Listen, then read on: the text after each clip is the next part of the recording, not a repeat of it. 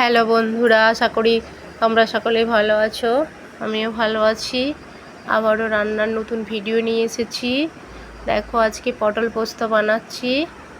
পটলের ছালটাকে ছাড়িয়ে নিয়েছি, মধ্যিখানটা ফাটিয়ে দিয়েছি। পটলগুলোকে ধুয়ে নিয়েছি, নুন হলুদ মেখে দিলাম।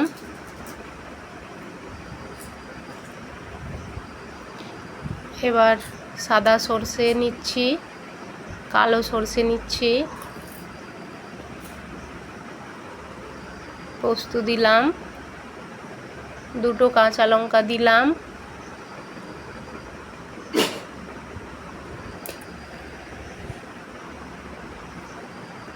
এই মশলাটা পেস্ট করে নিলাম।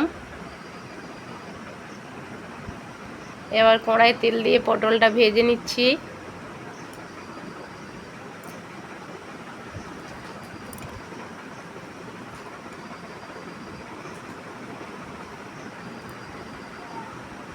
দেখো, পটলটা ভাজানো হয়ে গেছে, আমি এবার নামিয়ে নিচ্ছি। কড়াই তেল দিয়ে 5 ফোড়ন দিলাম, বেটে রাখা আদাটা দিলাম, লঙ্কার গুঁড়ো দিলাম। এবার পেস্ট করা পোস্তটা দিয়ে দিলাম, পরিমাণ মতো লবণ দিলাম।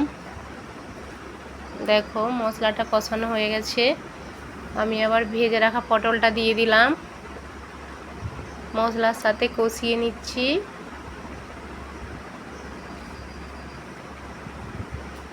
এবার একটু জল দিয়ে ফুটিয়ে নেব।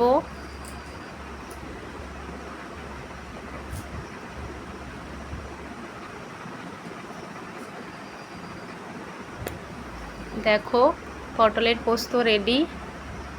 নিরামিষই বানিয়েছি, তোমরাও বানিয়ে খেয়ে দেখো, খুব ভালো লাগবে।